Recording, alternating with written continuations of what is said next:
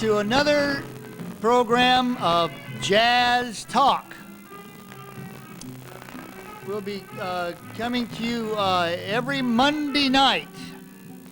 And we'll announce the time when we get a time. This is your host, Ronnie Pierce. And our special guest tonight is a musician, a band leader, a saxophone player, and a coordinator of worldwide talent. And his name is Frank Roberts. Let's bring him on. Hi, how are you tonight, Frank? How are you doing, Ronnie? Welcome to the program. Thank you. Great to have you. Great to have you, man. Right. Oh boy, this is a real treat for me because, you know, we've known each other for years. You know, Many years. Yeah, many years. You know, and I've always, you know, felt you were a friend of mine. I always felt that, and I think the saxophone is sort of like a bond. I would sort of cling together. You know, we got the same same understanding of what we're trying to do, and the same technical problems of blowing a horn on for years. You know. You know, when did you start playing tenor? You're a tenor player. When did you start playing tenor? 1964. 1964. God, it seems like I heard of you before that. It seems like it. You did. I did. I played baritone saxophone before that. Oh, all right. Okay. Yeah. Right.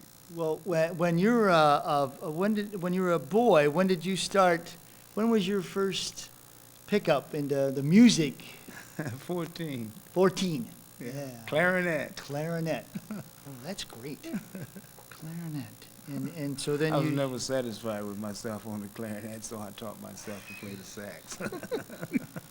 That's right. That seems to be about a natural down the line. That's a natural thing. I know, you know, our friend, Buddy Catlett, you know. Yeah. He started out on tenor, and now he's reversed the process. Now he's trying to get the clarinet going. Oh, is that right? Yeah, and he sounds great.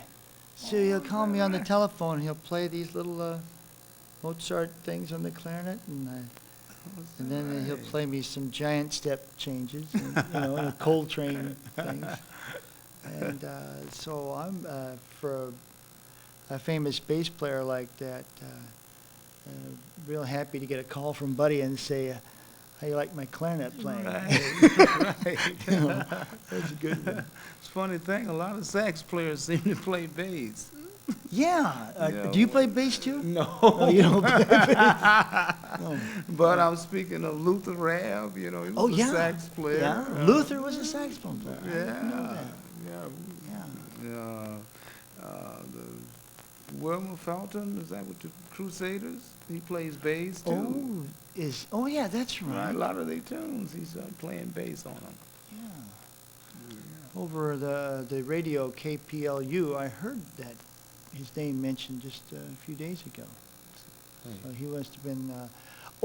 Because Johnny Griffin played in the Crusaders, right?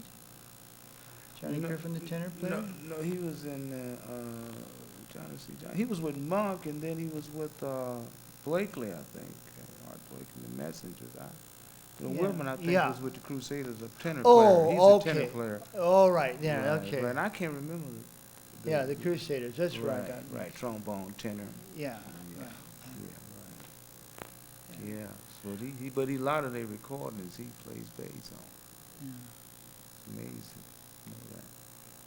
So you were coming along on the clarinet, and then you got it for tenor. So then you started on baritone. Baritone. Right, in the service. Fantastic. Is that right? Right.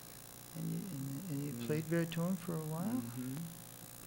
baritone up into 1964. And that's when I switched to tenor. When did you start with the Frank Roberts group? Yeah, the Frank Roberts. 1970.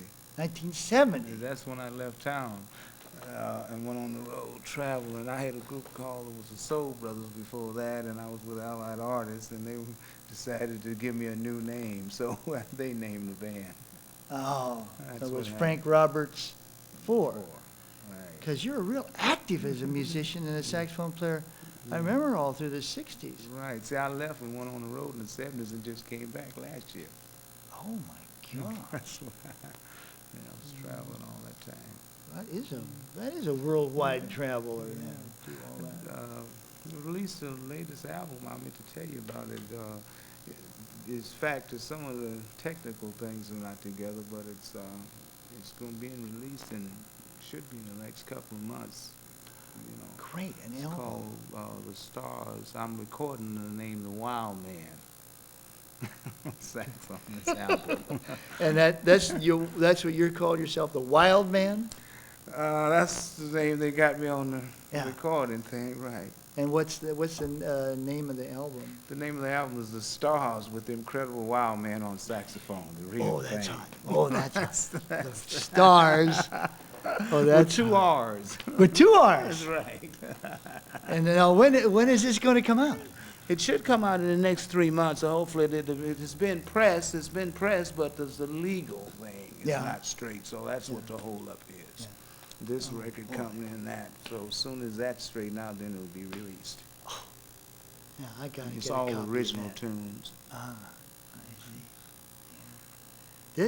That sounds real great. Yeah.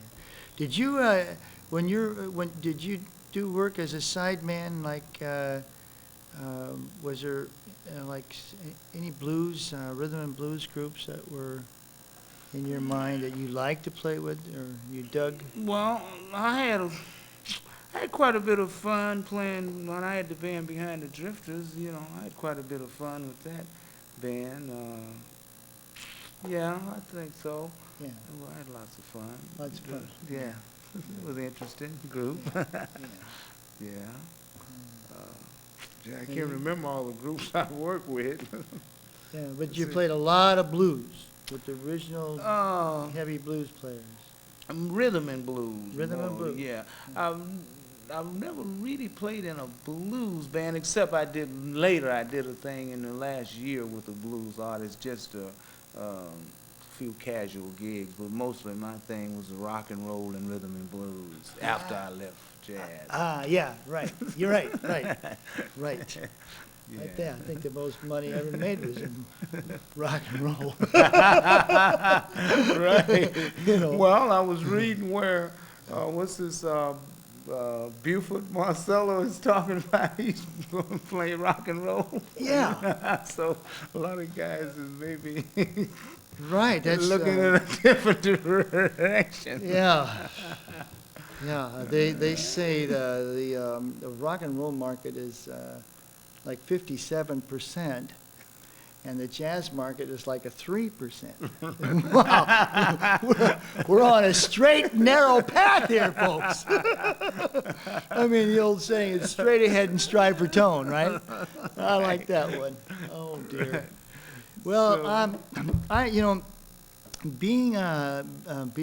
wanting to be listening to, like we listened the other night to Johnny Griffin.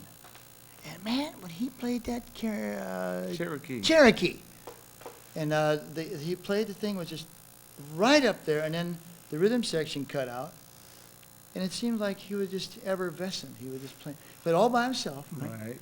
And he just moving along, just playing that, and he could. Well, I could have listened to that forever. Yeah.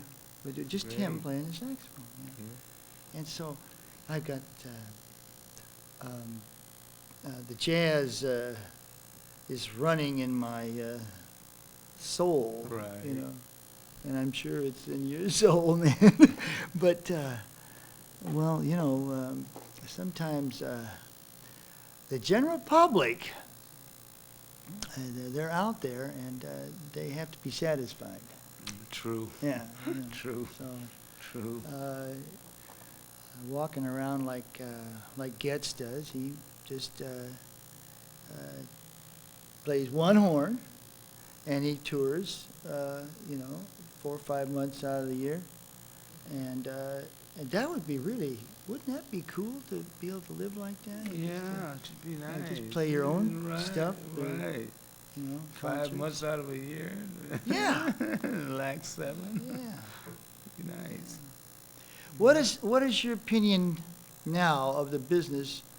Like, what is your opinion of the clubs? I mean, like, how do they stack up? I mean, how strong are they? I mean, like business-wise. I mean, it seems like there's a steady pull, or is there a decline because of all the media, television, and?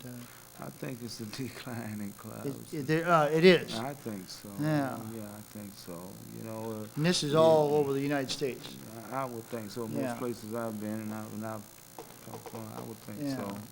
I know here in Seattle, it used to be that you could stay locally and make a living playing music. I worked in one club for 7.5 years, another one 3 years, and That's right. today, when Johnny Lewis was out there 10 years at the SeaTac, it used to be bands could make a living and stay local, but now, I don't know, it seemed to be pretty rough. Yeah. So that's why I'm saying I think Yeah. yeah. That's right. I remember you were in a club for 7.5 years. Yeah, I was out to y'all in Linwood. 7.5 years. That's right. Yeah. And that was a great gig. Mhm. 7 years. Yes. Yeah. Mhm. And you were the band leader there? Mhm. Wow. Yeah. Mm-hmm. Well, till I left in 1970. Yeah, I was at the Roland for about 2 years. Yeah, I remember the Roland. Yeah, that was the first one I got out of the service. But see, no more. I don't think letting bands sit that long anymore. So, No. And I know. it seemed to have been more. It just seemed to have been more happening, as Yeah. far as job-wise. Yeah. Yeah. Like, Lots of bands today, but just don't seem to be the work. yeah. I think Johnny Lewis is seems to be so consistent, year in, year out, and still I see now in the newspaper, keeping up with Johnny, that he's over here in Linwood, and then he's over here at the SeaTac someplace, and then he keeps he's now circulating around. Right. And he's getting 52 weeks a year, but it isn't easy to just sit there for 10 years on the same gig. Right. Woo! Right. Overton I was talking with him a couple of weeks ago. He was saying somewhat the same thing. He just come from Japan. Well, that's right. Yeah. Yeah. Yeah, he was over there. Do you know a friend of mine, a tenor player named Art Vauxhall? Yeah. Not real well, but I met him in Calgary. He knows me. Yeah. Yeah. Mhm. Yeah. Art. Yeah. Well, he's something else now. He's getting his motors going. He's going to try. Well, he's trying to get another album. Yeah. Somebody was telling me that. Yeah. Yeah. And That's good. I think he's going to go with the Hammond organ. You remember the tenor? Houston Pearson thing. With the Yeah. Hammond, yeah. Right. Yeah. That was And great. The tenor and the drummer just cooking away, and then he had a guitar. Did Houston Pearson have a guitar? I didn't see him. Oh, you didn't see him. In fact, you were telling me about it. I was telling you about it, right? Right, Well, what I saw was a cooking drummer, a cooking keyboard, and Houston, and then Etta James, singer, and there was a guitar player, because the organ player was playing bass. So the bass line, that's what I was missing. So it was bass line, that cooking bass line on the organ, and a great guitar player. And then, of course, we're talking mouthpieces again, because at Jazz Alley, in the U District. When I was out there, I'm walking up the street, and out comes this sound on the tenor. And I said to my friend, I says, that's it. I'm looking for that sound for 20 years. There it is. I hear it. I go in there, and it was Houston Person. And it changed. And I was so glued on the sound and what he was playing. But after the set, I went up and talked to Houston, and he was so marvelous. He says, oh, yeah, it's this Lawton mouthpiece out of London, and it's a 10 double star. And so then he says, well, not only do I have one on my horn, but I got one on my case. So he reached back there in the bandstand and opened it, and he showed me. So I peeled off the wrapping and everything, and I looked at it. So that's the one I was telling you about. I'm going to try that. Let me know what happens. And I will. If it's a gasser, I'll call you up and I'll say, Frank, this is it. All right. You know, I'll say, try this one, you know, because, oh boy, you know. But so what looks like for the band? Who's playing in your band now? Have you got some specials? People? Well, yes, I'm going to be playing with my son who plays drums. All right. And Put it there, pal. What a luxury, man. That's great to be working with your son. I love that. I'm going to be managing the band, not leading. I'm going to let him lead it. And then I'll be working with a very talented vocalist, Kelly Dyson, who is out of Edmonton College there, a very talented singer. Kelly Dyson. Mm-hmm. Now, what's your son's name? Frank Roberts Jr. Frank Roberts Jr. Boy, you got an ace right there. So it's Frank and Kelly. Right. And he's going to be, either he's going to use piano, bass, and guitar, or guitar, bass.